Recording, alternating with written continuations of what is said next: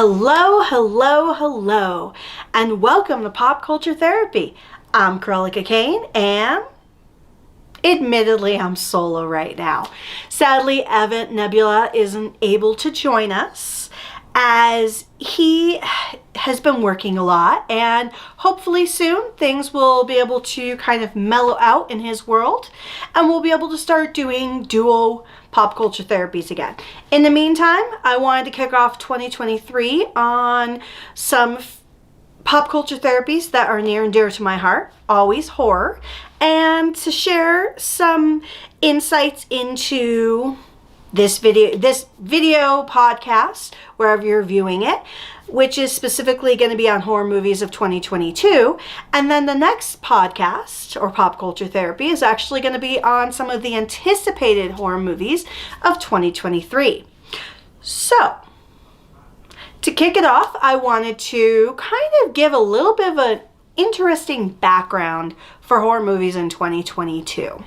Because we have had the advent, no pun intended, or all pun intended, I guess, of so many streaming networks. We have Shudder, we have Hulu, HBO Max, Paramount, we have Netflix still, we also have Tubi, and so many other streaming platforms.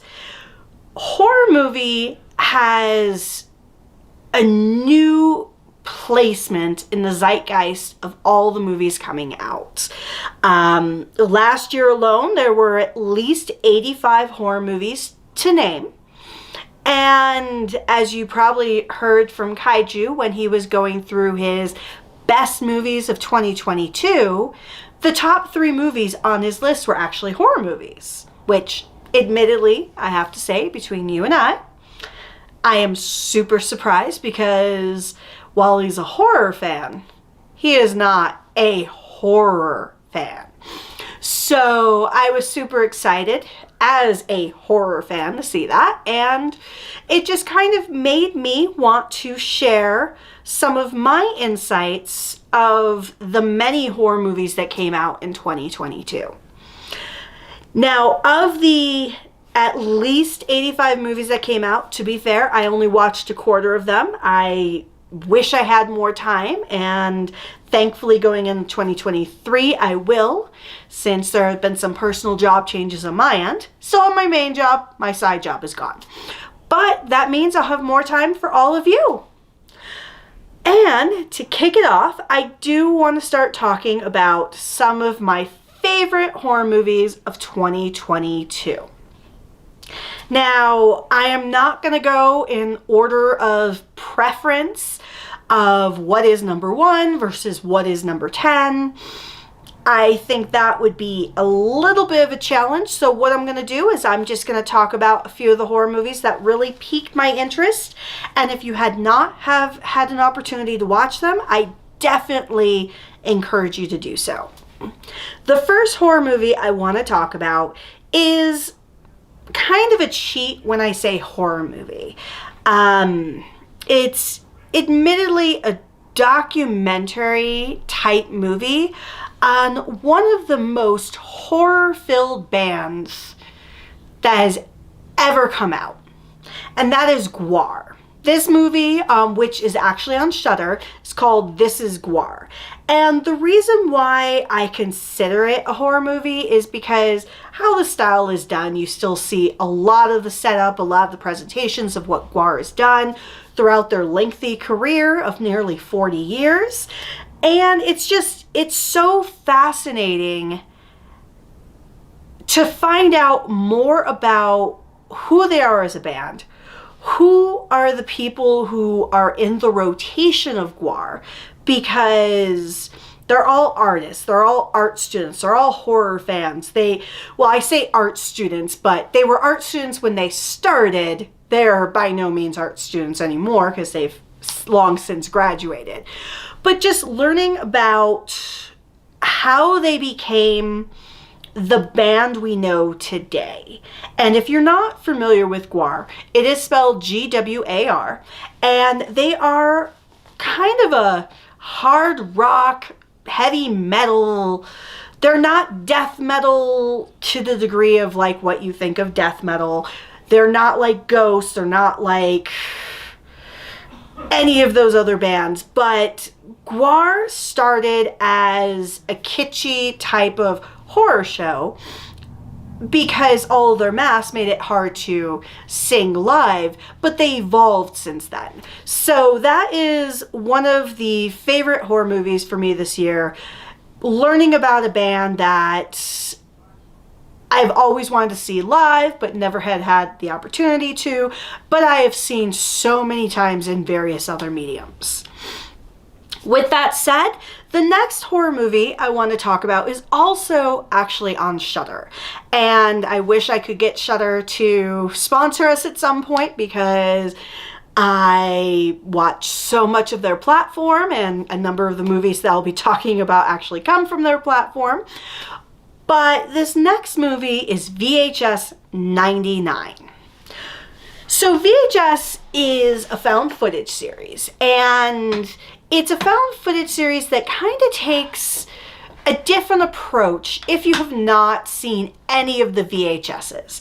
There's, I believe, 5 now. This year was 99. Last year you had 94. And the really cool thing about VHS is that it's found footage anthology style. So it's done in the medium of the era. And it is kind of funny because VHS is not what it used to be, because very few people even still know what VHS is or have access to VHS or anything like that. But with VHS 99, you really get to see all the 90s-isms. And compared to 94, you do have an overarching story similar to 94, but it's very different because 94 went the creature mad scientist route. 99 goes the route of having things connect to kids being gamers, to a cult type of situation that is reminiscent, that has the beginnings of being reminiscent of Double Dare and all of those kids game shows that you saw on Nickelodeon and Cartoon Network and other channels in the 80s and 90s. And it takes a very dark turn. And so if you have access to Shudder, I definitely recommend taking a watch. The one really cool thing about Shudder compared to a lot of the other streaming networks is it's actually fairly inexpensive. It is, I think, $5.99 a month, or I actually pay for the annual package, which is about $60 a year, and it's still significantly cheaper than Hulu and everybody else out there. Another movie that I really, really liked of last year was Bodies, Bodies, Bodies. And this is one of those indie films that you don't typically think is gonna work. It has Pete Davidson and a whole cast of characters that are hiding away during a hurricane. And throughout an event of misunderstandings, you have primarily a cast of just women, because you have 2 girls that are dating each other, 3 other girls there, they're all friends. Their 2 boyfriends, one of which is Pete Davidson. Somebody dies and everybody starts going crazy as it's a whodunit. But you still have the whole horror aspect, because with the whodunit, everybody is suspicious, people start dying, as you get with the name like Bodies, Bodies, Bodies. And it was just a lot of fun. Now, in the vein of that, there was another movie that came out this year that was kind of similar, called The Seed. And that takes place also during a hurricane. And that's on Shudder. It's not one of my favorite movies of the year, but it definitely was a great movie. Technically, it came out last year, but it really gained momentum this year. Now, alongside that, one of the movies that we finally got to see late in the year, which was a little frustrating because I wanted to see it right when it came out. And when I say late, we saw it Christmas Day. And that's because Kaiju, lovingly, as everybody does, decides to buy me a whole bunch of random horror movies for my birthday and Christmas. And one of the movies they got me was Smile. And the one thing I love about Smile is that it takes on that classic approach of you really don't know who the monster is. It reminds me, and I am going to so forget the name of the movie, sadly, but it's a movie with John Goodman and Denzel Washington when the devil starts kind of possessing different people as it goes around. And I just watched the movie too, and I can't remember the name, so if you do remember the name, put it in the chat. It's a great movie, but admittedly Smile kind of takes on that approach without knowing if it is the devil, if it's a demon, or if it's just madness that kind of leaps from one person to another. And the only thing that is consistent for everybody across the board is that eerie smile. And the really cool thing is when you do watch the 4K, and it may be on the Blu-ray as well, but the writer/director of the movie actually includes a short that's called Laura Does Not Sleep Well. That was what inspired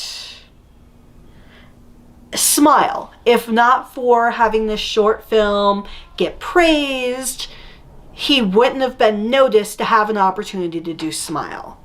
And I thought it was fantabulous. It was very well done. It was excellently paced. And it really amped up the creep factor because it's one of those things that we all have this like innate fear of seeing somebody smile at you. And you just never know if that smile is through goodwill or if it's through anger, because as my mom always told me, and I still live by this motto, if you can't say anything nice, just kill them with kindness. And when she always put that kill them with kindness, it's not like giving compliments. It's just smiling and nodding type of thing. Like, just be super kind. Don't say anything mean. Just be overly nice. And that's kind of what I get from here. Now, there have been other horror movies outside of the one that I mentioned with Denzel Washington that have taken on this smile approach. So it's not like it's brand new in its genre or anything like that, because there has been another movie in the last few years where a psychiatrist sees one of her patients get killed, not in a similar situation, and then starts seeing another patient, and through all this you find out that the new patient she's seeing after she left her practice is actually the person who killed her other patient. It's a long story. It's a great horror movie. I will definitely have to remember the name of all of these random horror movies because I watch way too many and sometimes I forget the names. So, being that I've gone so far down the rabbit hole of sharing either a lot of mainstream or a lot of Shudder films, I want to go to another movie that came out that is on a different platform, and that's actually Choose or Die. Choose or Die is on the Netflix streaming service. And this movie is about a girl and her friend. The girl specifically, she's probably about 18, 19. She's going through a very difficult time. Her mother is in a supposed abusive relationship. She has been trying to work to get her mom out of this relationship, has not worked out. And she's a gamer. So she found this old school game and booted up on her computer and started playing it. And this choose or die puts her in a number of different situations. It's not like torture porn, because it's more of a supernatural element, where one of the experiences is that she's at a diner, and it's middle of the night. It's kind of like being in like a Village Inn or any of those similar places back when we were young, or for any of you when you get older and you're just going to have coffee in the middle of the night. And it gives her a situation of this waitress who she's never met before will either eat glass or do something else horrific. And it's like, if you don't choose this, you die. If you don't make a choice, you as the person, the main character, will die. So it's a great movie because it takes on this whole aspect of an evil game. And you find out the backstory of what this game is and how it became what it is and everything like that. And it's really interesting to see what people will do, because one of the situations she has to go through while playing this game unwillingly is, does she die or does her mother die? Or can she help save her mother? So it's an interesting horror movie. Choose or Die was a lot of fun. It's always amazing when you have those really good horror movies on Netflix, because it doesn't happen very often, and I definitely would recommend it if you have the chance. The next one I'll go on to is Orphan. So, well, it's called Orphan First Kill. This is a prequel to the Paramount movie Orphan that was released a few years ago, about a woman who looks very, very, very young. She's a 30-year-old woman with the visage of a 10, 11-year-old.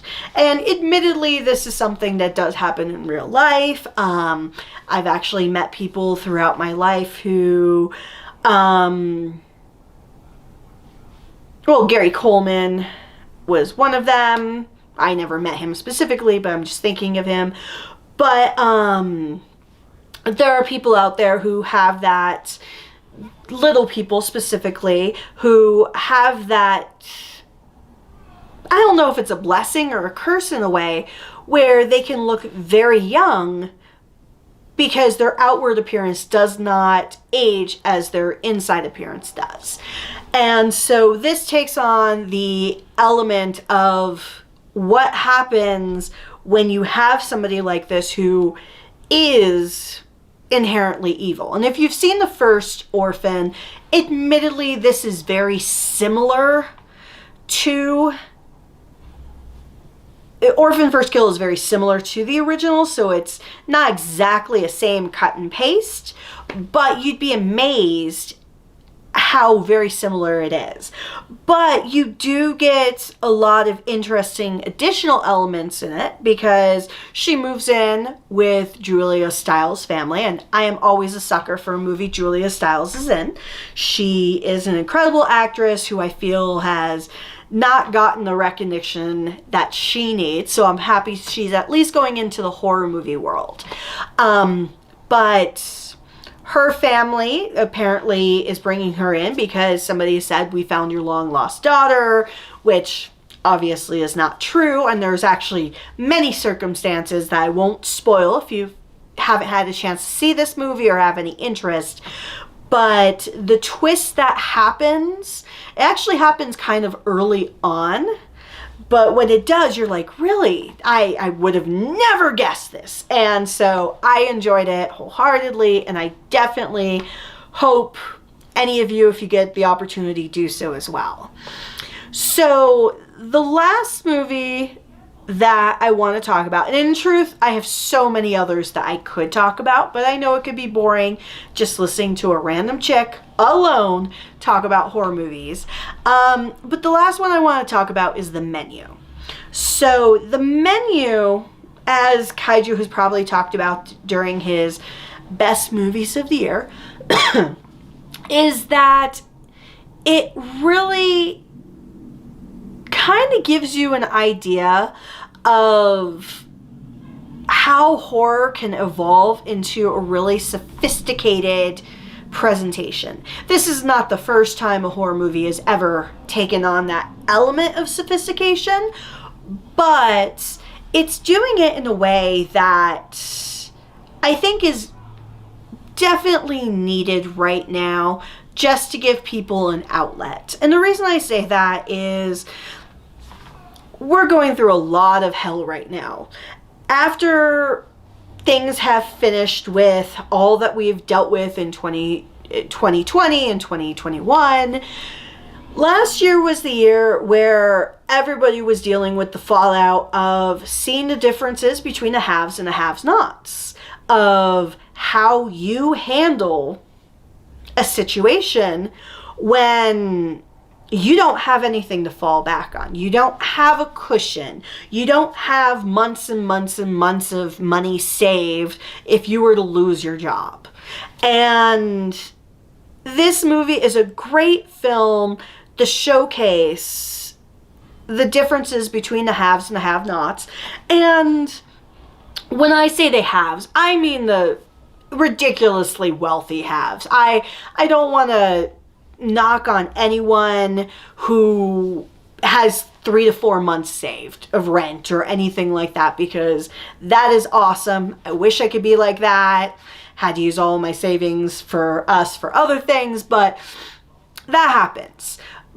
But I'm talking about the people who have millions upon millions of dollars and make comments like Kim Kardashian did, where she said, if women want to be something, they need to get off their asses and work. That women or anybody don't want to work these days.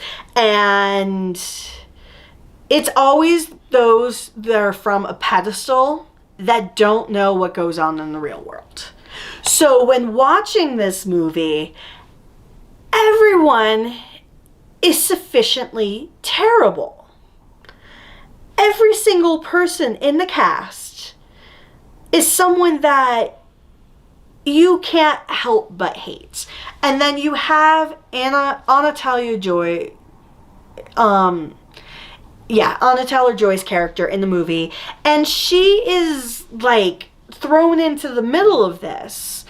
And watching the movie, and I don't want to give too much because it almost feels like every minute of the movie is another character building moment. And by sharing too much about the plot, which even the trailer couldn't share, you'll spoil something really fun about the movie. But I honestly have to say it was an incredible case study, and it gave people like me, who admittedly is an anarchist and has read a lot about Marxism and things like that, kind of that like tongue-in-cheek moment of like, yes, the people in power are getting their just desserts. So someday I'll do a video on my political viewings, because I am so not a Republican, nor am I a Democrat. And I'm not even truly an independent, because that's just a fluff term for saying I don't know what I will be today. I'm just going to play the goal. But if I had to choose, I'm probably more of a communistic type person. But nevertheless, The Menu hit every button right. It was such a fantastic movie that I definitely recommend anyone seeing it. Now, I'm not going to go into why these movies are the worst of the year for me of horror movies, but I'll just kind of do like a quick down the line of some of my least favorite horror movies of the year. Once again, not in any particular order. I would say Halloween Ends, Christmas Bloody Christmas, Hellraiser, Grim Cuddy, Morbius, The Munsters. I will just say for The Munsters, having been a fan of the television series when I saw it on syndication as a kid, because I thankfully am too young to have seen it when it initially aired. But having been a huge fan of that and the Addams Family, The Munsters doesn't work for many reasons. And I know Rob Zombie said the reason it failed is because his belief is since he had to film it in color, nobody wanted to see it. And there were more problems with the movie than simply it being in color. If anybody would like to hear my full thoughts on the movie, I would be happy to do a full review. If you're interested, just share in the chat below and I can certainly do it. I'll try to do it even similar to what Kaiju does. I'll do it as like Cruellica's Corner of Hell or something like that. But let me know what you thought of this movie. I will be sharing in the next Pop Culture Therapy some of my most anticipated horror movie wants of the year and what I'm really excited for. But with that said, thank you very much. I really appreciate you joining me and joining our Pop Culture Therapy journey again. And I have so many awesome things lined up for 2023. But with that said, bye!